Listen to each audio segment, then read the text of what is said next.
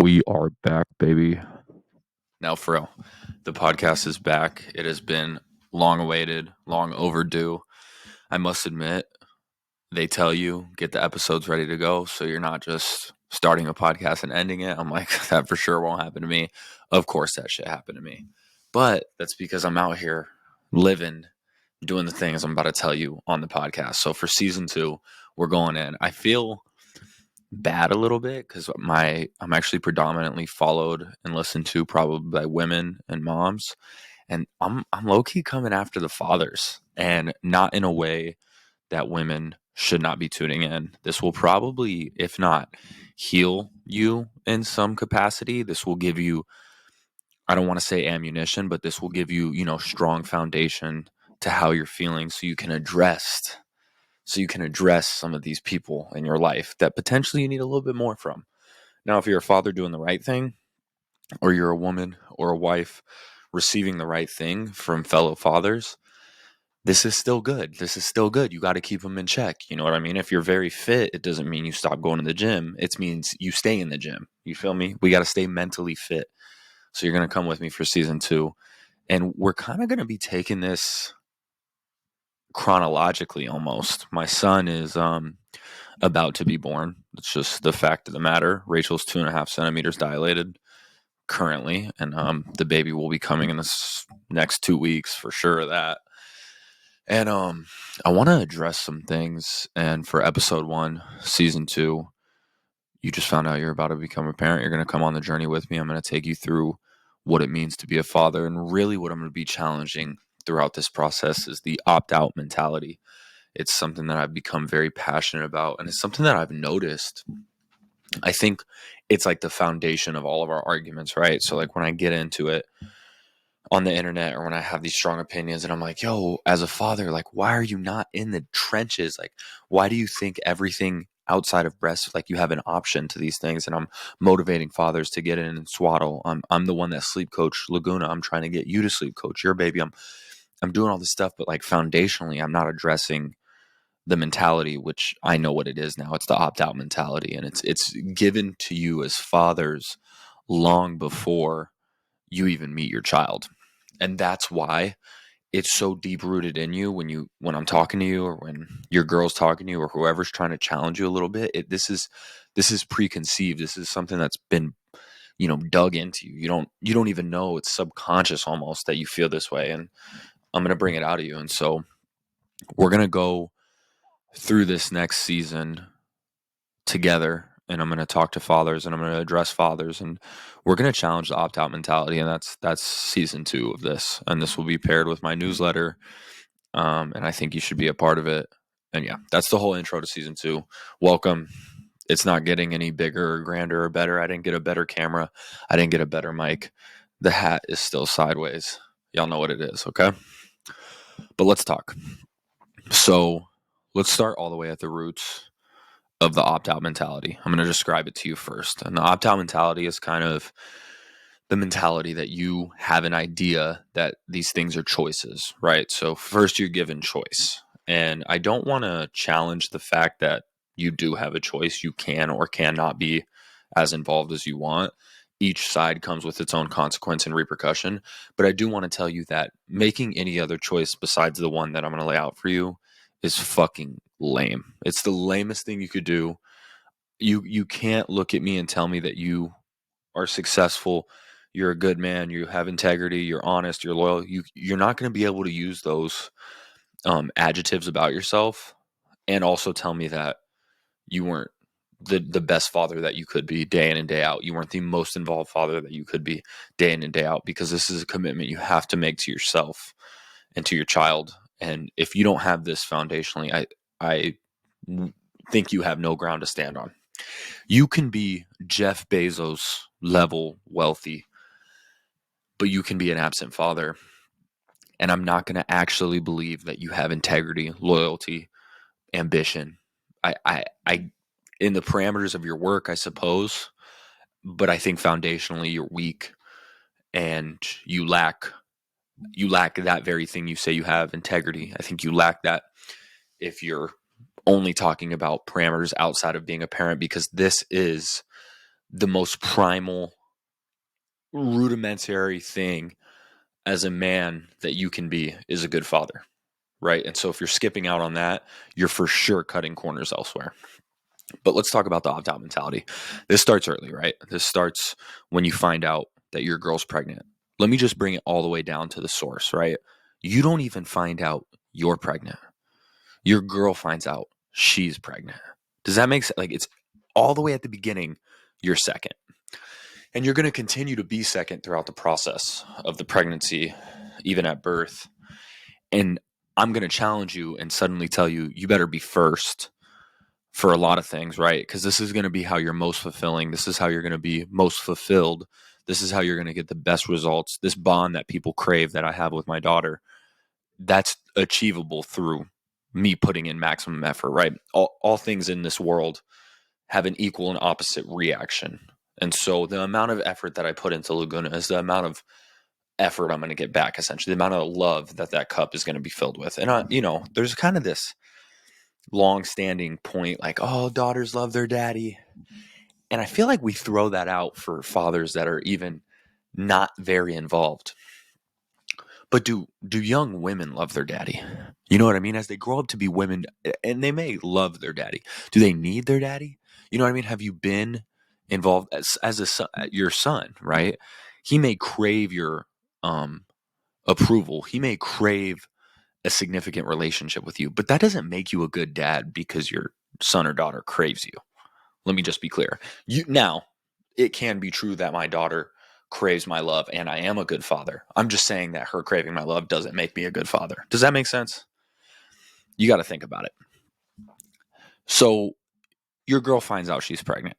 Immediately, I assume it's known that you're left with a choice how involved you're going to be. And we might be talking about a husband and wife situation. So you're locked in. You guys were trying to get pregnant. Let's say you were even doing IVF. Like, you've put time, money. Like, that still doesn't cancel you out of this conversation, because I'm sure there's plenty of families where the husband was working double shifts to do IVF and he's not delivering once the baby gets there. And I think that it's all the way down at the root. And once you find out that you're about to be a father, you now are kind of second in command, right? Your girl's going to go through all these symptoms. You don't have the choice whether to go through them or not, but you have the choice whether to be compassionate or not. I'm not the best partner. I've said that a lot. I got room to grow. I don't think Rachel is out here living the best life with me as her man. I think I'm pretty good, and I do know that I'm an amazing father, and I think that that highly contributes to the success that we have as a couple. But I'm not going to tell you I'm the best partner in the world. So when I say you have a choice to be compassionate or not, sometimes I've chose otherwise, and I haven't been as compassionate as I could be throughout her pregnancy. And so I'm not coming from a place of all power, all knowing. I just mean it is a choice to begin with. Then you start going to these doctor's appointments. The nurse is never, ever fucking talking to you. The nurse doesn't even look at you. I know, I get it. I'm a father in the room too. It's not like I walk in the nurse's office like, holy shit, it's Ricky B. Like, what's good? Like, they don't give a fuck about me either. It took me answering all the questions about my daughter at her first pediatrician appointment, knowing her weight, her height, the time she was born, what shots she has, what shots she's not going to get, what shots she is going to get. It took this unbelievable knowledge. Knowledge is power, right? I had to pull up with all this knowledge just for the pediatrician or the nurse to even be like, start to address me in the room. Do you know what I'm saying? I feel like if I went alone, they would talk to me like I was slow, like, hey, so make sure, like, because I'm never going to get the same respect as a mother. And so this is fuel onto your opt-out fire, right? Because you're feeling not needed. It's the same thing if, let's say we do a pickup football game every Saturday. They never throw the fucking ball to you, right? You're just not their number one receiver. We're playing flag football with the boys. You're not the number one guy. You're not him. And because of that, you start to think, my attendance on Saturdays isn't really as necessary as, Jim Bob's attendance on Saturdays. He's a little bit more needed. And I think as fathers, we experience the same thing. My attendance isn't as needed as mother's attendance. My care isn't as needed as mother's care. And this is where we got to chop the tree down right here. We got to cut you in your tracks. We got to stop the train. This idea that you don't have to show up, or this idea that it's a choice, or this mindset that you're just a little less needed, you're wrong. And this is where we're failing our children very early on. And this is where it's hyper important that you're challenged. And this is where, as a woman, if you're listening to this, you're like, how do I get this across to my husband? I don't think that you should make it your Roman Empire. I don't think you should make it your mission to go get your husband involved. That's something that he should want to do alone. He should be turning on the podcast by himself because he wants to be challenged. He wants to be better. That's the type of partner that I want you to have, because that's the type of partner that's going to grow with you. But say you love your husband. Everything about him's perfect, but he's just not showing up in the right area. I'm not going to tell you it's a bad idea to invest in your relationship a little bit and dig into him. He needs to know that he's as wanted, as needed. And this, trust me, this is not a soapbox for your mans. I show up as a father. Rachel could be throwing darts at my fucking forehead on a picture in the bedroom because she hates me so much. I'm going to show up the same as a father. However, like I said, if you need a pick me up, you need an investment in the relationship. This is season 2, episode 1. Just let's start early here. We'll get to the part where we're just motivating your man. I need you to maybe invest a little bit in giving him his time, giving him his worth. And this is advice that I often give to fathers to challenge the opt-out mentality. I get DMs sometimes and fathers tell me, well, my daughter just doesn't want me as much, just doesn't want my attention as much. We'll go get alone with her. Hey, if your baby is fussy because she's got a dirty diaper, she's tired and she needs a bath, and mommy's not around to do it, I promise your daughter's going to she's going to work it out with you. She's going to need you as bad as she would need mommy. I swear to you. Because a baby's needs aren't going to be put on pause due to the person that's sufficing those needs. And so you're going to have to challenge yourself through all these appointments. We're starting down at the beginning, right? And so when I would go to the doctors, I would take my fucking back seat. Rachel gets all the attention. That's totally good at the OB appointments throughout her first and second pregnancy. Like, yo, I'm back here. Throughout the second pregnancy, my job was to just keep Laguna entertained, right? Like, I know I'm backseat because I don't have to push a baby out of my vagina. And so I don't really need the same level of care. But I also know that my mission doesn't start until that baby's born. Now, I'm tending to the pregnant person. All of her appointments are in my calendar. I'm keeping track of it. I'm doing what I can. But my mission doesn't start till baby gets here, Laguna or my son. And so I need you to know that when you're going through this process, right, people aren't looking at you as second, and it doesn't matter if they are. It's not even your turn to play yet, right? So don't start judging your worth or your value or your community's need for you based on any moment prior to your child being delivered. Once your child is earthside, it's go time. It is now. You're in the game. You're not just in the game, you're the fucking quarterback. All right? You're the motherfucking quarterback. If you play video games, you're the last one alive while all your boys are in the gulag. You are the guy. All right? And for all my wives out there listening, your man needs to know it's game time when that baby gets here. So don't allow them to feel this second place opt-out mentality throughout your pregnancy. What I mean by that, don't do the fucking registry for him, right? Get him involved. It's like a group project or a school project, right? Don't pretend that he's just going to know how to show up when it's time to present your entire semester project. If no one asked him about, hey, what do you want to do on the poster board? Like, hey, this is your section. Like, what are you going to be doing for it? Get him involved. Hey, let's hop on baby list. Let's pick out a crib. Which one do you like? Oh, I read these reviews. Here, I'm going to send a few. You want to read the reviews on these ones? Why don't you pick out the dresser? I'll pick out the crib. We'll see if we like it. We'll switch. Your man needs to know that, and you need to know as the man, I'm talking to you, you need to get secure enough in yourself to know that your opinion is valuable. And I am going to address the women really quick.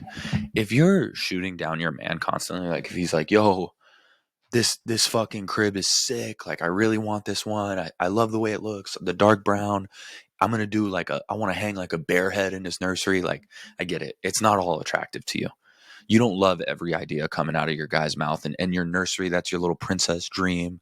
You wanted to build the perfect nursery for your little son or your daughter. And you've been dreaming of this since you were a little girl. But if you're just shooting down every idea that's coming from this man, if he even does care in the first place, you're not going to really have a husband that's fucking diving into parenting with you. This is a shared goal. Your child isn't your child. It's y'all's child. And the responsibilities of this baby isn't my responsibility or your responsibility. It's our responsibility. And so don't get discouraged when you're going to these appointments. Don't get discouraged when the doctor's not talking to you. No one's worried about you, okay? Your penis isn't going to be split open by a baby. And it's just me being frank. Now, once your baby arrives, this opt-out mentality becomes a little bit more evident, I think, once we get the separation of work and home. This is what I see most commonly. I'm not saying that women are the only people staying home. I'm not saying that husbands are the only people going to work. This is not me making a definitive claim. This is just me telling you what I see most common in our everyday world, right? By just fucking fact, foundational fact, and fact don't care about feelings, men tend to get less time off of work. Paternity leave and maternity leave tend to differ in time, right? Rightfully so. I am not telling you that as a man, I should get more weeks off of work. My insides were not rearranged. I totally understand. But once your man goes back to work, this is when I see the opt-out mentality really just hone in and headshot your relationship, okay? So when I see you guys come between the scope and just the relationship gets shot. I say this because once you get 8 hours away from playtime, right? Game time. Once you miss a few games, you start to think again that your value or your worth subsides a little bit. Because if you work 40 hours a week and the kids are alive every time you get home and everything's okay, how on God's green earth could you be that valuable if for 40 hours a week you're gone and everything's operating smoothly? And now that you're bringing value in another capacity, right? So you stop playing on the field. Now you're just coaching. You're back there providing. How on God's green earth could you possibly need to show up as the same parent as your wife when you're the one that's providing, let's say financially, monetarily? I'm going to hold your hand when I say this. You working a job, and I do mean any motherfucking job, is absolutely not a coin that is able to be turned in for parenting. You cannot barter your monetary income for your ability, your necessity, or your need to be a parent. Your paycheck, it does not equal time with the kids. Your bank account, it does not equal parenting, support, any of that. And I know you're thinking, okay, so I'm just going to be honest. This is not how I feel. This is not how I feel. I am trying to talk to men, and I'm not going to pretend that I don't know what they're thinking. I get a lot of DMs. I have a lot of conversations, okay? So don't take this hard. I know you're thinking, how the fuck does me paying all the bills and working my ass off so that we can have a fucking roof over our head, how is that not equivalent to nap time? The issue here is you're breaking this down into such a simplified manner that you're leaving out immense detail. You're leaving out so much detail that your point can't really stand on its own. Let me put it in perspective. It would be the same as if you read a news article that somebody in my home got shot in the face and I killed them. Right? So during Thanksgiving, Ricky B shoots someone in his living room. That's the level of detail you're giving to, I go to work and my wife does nap time. How's that? Like, I obviously work harder than her.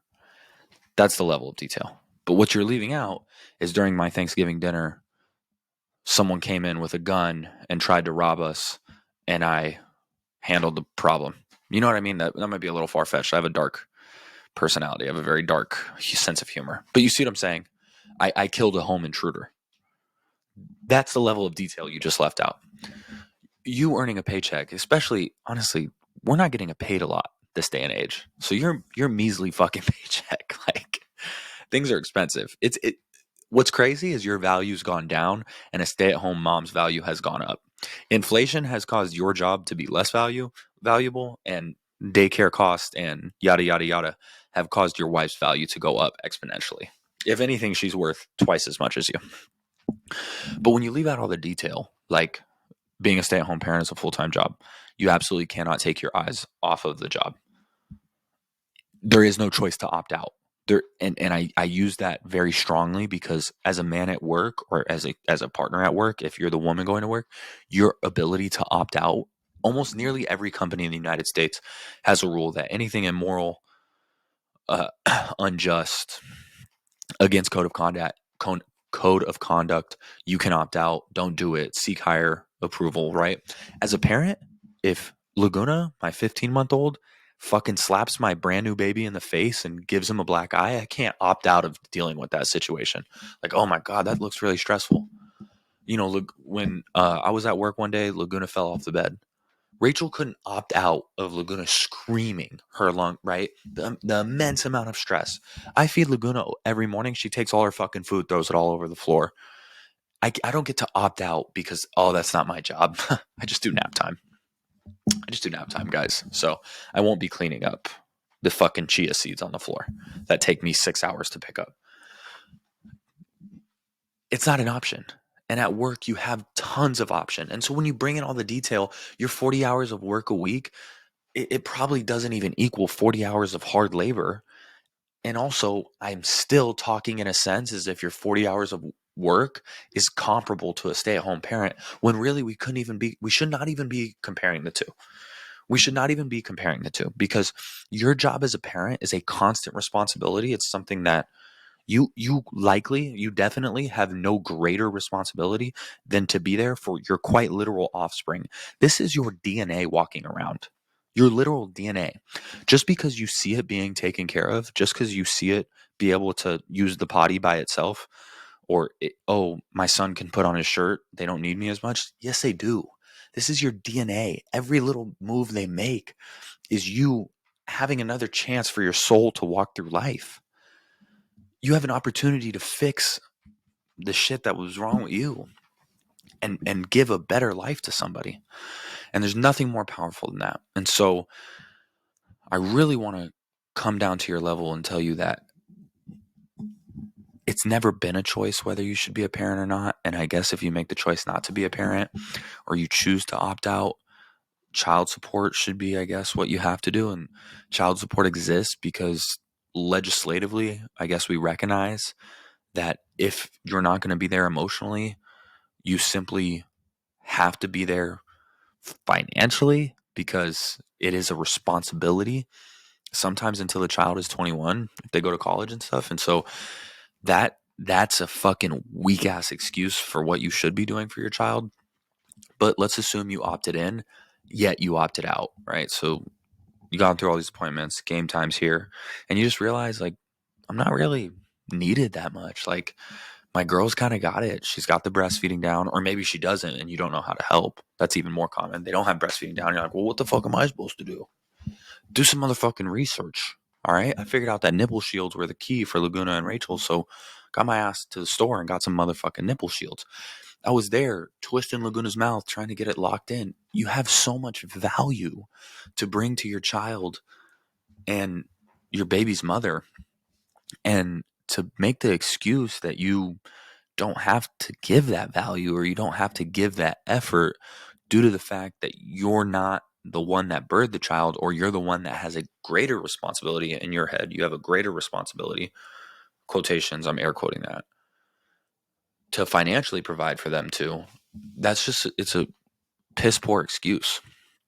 And you need to challenge yourself and you need to understand that the other things that are coming into your life is more important, right? Those are the things that you need to kick out. And what I mean by that is I think this opt out mentality happens and we're not realizing that if we put work at the highest level of priority, when we get home and we relax on the couch and we want to watch the game while dinner's being cooked up for you and mom's taking care of the kids, like I got to chill.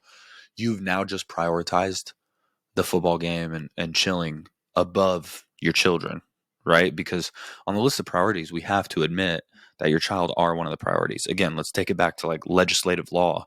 You'd have to pay child support because it is a priority to care for your child. Let's just take it back to moral law. You would have to be involved in some capacity. I've never even seen a picture of my biological father. He really escaped and no child support. So shout out to him. But you have to be somewhat involved in some capacity. I don't know. Maybe you take the kid on the weekends because we are recognizing that it is a priority. But everything else that we prioritize above our children is naturally going to fall into place on our list, right? So we go to work, we come home, we hit the gym. I got to hit the gym. My mental health, my physical health is very important. I totally agree. Me personally, I'm like, yo, hey, I cleaned the whole fucking kitchen, got breakfast ready. Laguna's ready for nap time. Do you think I could work out? That's why on my Instagram story, I always post her sleeping while I'm lifting because I'm like, let me try to get it in while Laguna sleeps because it's important to me. It's a priority, right? But what I can't do is pretend that it's a higher priority than my child. And so anything you do above being there for your kid now becomes a higher priority than your child. And I'm going to take your partner out of this because I'm not a fucking relationship coach. All right, I don't know the right answer. I'd be fucking up left and right. I'm an asshole sometimes. Yada, yada, yada. Okay. And so because of that, I'm not a relationship coach. I'm a fucking father coach. And as your father coach, you can't put other things above your child. I will tell you that you going to work and not losing your job to keep a roof over your child's head, that's very important. So I'm not going to say work is more important than your children, but I am going to say if your child, wants you to stay home so you can read them a book and you have a fucking shift at 9 a.m., you should probably go to your shift at 9 a.m. and mom will have to pick up the slack because you need to provide. But as soon as you get home, it's time to open that motherfucking book, okay? And the things you're prioritizing over your child, like guys' night, the gym, chilling, the game, fucking a brewski, I don't know. All that shit, it's not more important. And you can't opt out of childcare and then opt in to boys' night because now you are directly comparing the two, right? It is, I got home from work. The next thing on my tasker is to be a father. Wait a second. Over here is going out with the guys. I'm just going to bump that up. Now I'm going to go out with the guys. It's like sometimes I read these fucking comments and I'm like, who the fuck are you guys? Who are these dads that are just not there? Because I'll read these comments of women being like, send this to my baby daddy. My daughter's seen him 3 times in 3 months. What what are you prioritizing? What has gotten in front of? Are you fucking insane? And that's what's made me realize, like, I need to challenge this opt-out mentality. Like, I need to tell you, it was never a fucking option, coach. It's not an option. You got to get the fuck in. And we're in this cultural obsession that fathers get to do other things and then childcare comes afterwards and you're missing the point. And this will be the next podcast episode, but I'll just preface the point now. And my main point with this is whatever you're doing for your child, changing their diaper, sleep coaching them, making their lunch, whatever you're doing for your child, even giving them love and security and validation. None of that. It's about 1% of what your child could do for you. Your child could heal you. Your child could help you find God. They're so pure. They're such good human beings before you fuck them up. And they end up like me, or whoever. They're such good fucking people that you have the opportunity to be massively healed by them. Your inner child has the opportunity to feel its first hug in eons by your seed. And by you opting out of that child care, you're literally opting out of being healed, hugging your soul. And I think some toxic masculinity in life has probably given us the excuse to be like, what the fuck? I don't believe in that inner child shit. Like, I'm a man. No. You have emotions somewhere deep down in there. And if you don't want to show them to your girl or your family or your kid, I mean, I can't force you to do that, but you've felt insecure. You've remembered a time that you wanted someone to be there for you and they weren't. And those are all the opportunities that your child is giving you too. They're giving you the opportunity to show up when you had no one, and you have to attack that. And if you don't, I have to assume you prioritize something else over your child. And I think that it's because of this opt-out mentality, which is grown from the very base of the moment that you find out your girl's pregnant. You're not the one feeling the kicks. You're not the one getting nauseous. You're not the one earning the doctor's care, right? It's this sense of like, I'm not valid. I'm not valid. I'm not supposed to be here. I'm not needed. And yeah, bro, you got to get the fuck out the pity party.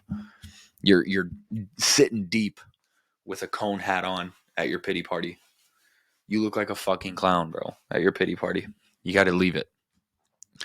And as a woman, if you're trying to get through to your husband or your man and let him know, like, hey, even your co-parent, right? Like, maybe it didn't work out for you guys, but he's got to be a good dad. Like, you got to let him know this isn't something that should be coming second to other options. And I think that this, like, you're really gonna go out with your friends, like, you're a piece of, like, that's not what I'm talking about. I'm talking about, like, we need to get mans in therapy and be like, yo, some of those things that you're battling, those demons that you're battling, that even these demons you're battling is what's even giving you the feeling that you are allowed to opt out because you're so sick in your fucking brain.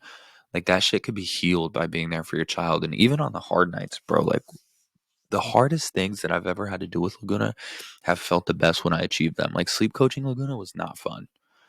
Shit was horrible. Okay? Like, the crying, the fucking, I never slept. It was awful. Rachel was pregnant, so she was super tired and nauseous. It was fucking horrible. But you know what? When I finally achieved it and looking at her go down now, it's been one of the most rewarding things in the world.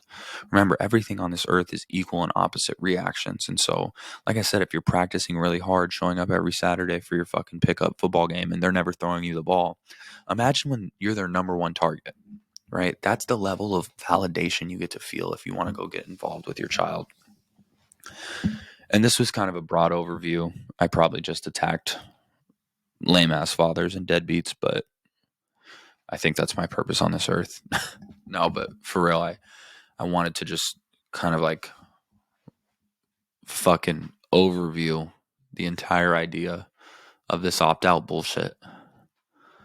And I'm gonna kind of lead into examples and literal pure true emotions that I've felt so that maybe we can have a shared experience where you think, guy seems like he's doing pretty good. And the way I'm going to tell you I got here to the doing pretty good part is by leaning into my daughter. And so I'm going to challenge you to do the same. And this next season of the podcast, but this next season of your life, we're going to grow you. We're going to make you a phenomenal parent. If you're the wife or a woman, there's going to be more than enough opportunities for you to tune in and be like, oh, that's hitting for me hard right now, whether you're applying it to yourself or applying it to your baby daddy. And we're going to make better parents. And that's why this shit is called the Better Parents Club. And I'm on a mission to challenge the opt-out mentality. I'm on a mission to make better parents, because better parents make better children. Better children are going to make a better earth. If you guys haven't heard the saying, it's fucking powerful. Hard times make hard men. Hard men make easy times. Or soft times. Soft times make soft men. Soft men make hard times. You feel me? So this is not going to be like a fucking gladiator, hold up your sword, toxic masculinity podcast, but I'm definitely going to be talking to fathers and trying to make them the leader of their household. And I don't mean in the workplace. I don't mean to go get a promotion. I mean, I'm going to make you a leader in the workplace where your girl's like, hey, babe, like, what have you been doing recently? Because it just seemed like the kids are so like good with you. Like, what's some of your techniques to keeping them entertained? Or like, you know, Rachel asked me like, yo, you get Laguna to go down for 3.5 hours. Not really. You get Laguna to sleep for like 2.5 hours when I'm at school. Like, how are you doing that? I'm like, oh, come in here, sister. Let me explain my method, because I'm involved and I'm setting the standard in this household, and I expect you to do the same. So if you heard this through the newsletter, I'm glad you're here. If you just heard this podcast on Spotify or something authentically, I'm glad you're here. Welcome to the Better Parents Club. Episode 2 will be out on a following Wednesday.